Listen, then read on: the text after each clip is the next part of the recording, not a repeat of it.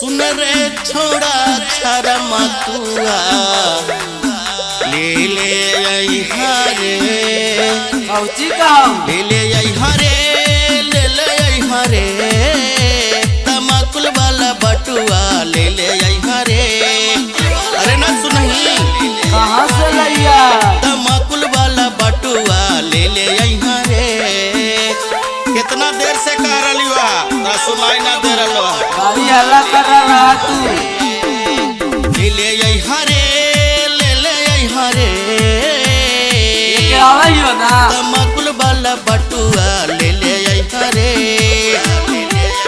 मोदी जी ही मिला हक खैनी नमूना पैसवा देबू ता ना चिनौटिए में भर ली हक खैनी चूना मदिया का चुना खराब मोदी जी ही मिला हक खैनी नमूना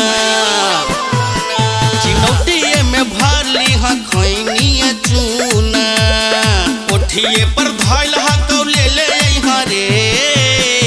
अरे वजन हो रे कोठिया पा न सुधर कोठिए पर धइल हक ले ले आई हरे।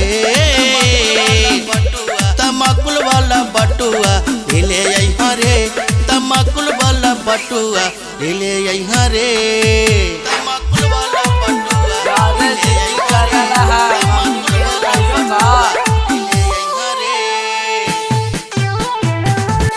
जब तक खैबै न रगड़ी के हम सूरती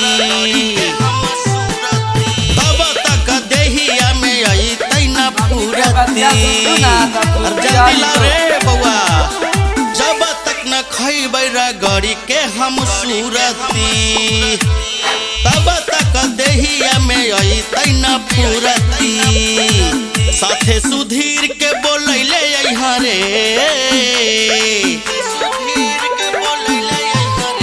साथे सुधीर के बोलैले आई हरे तमाकुल वाला बटुआ ले ले आई हरे तमाकुल वाला बटुआ ले ले आई हरे।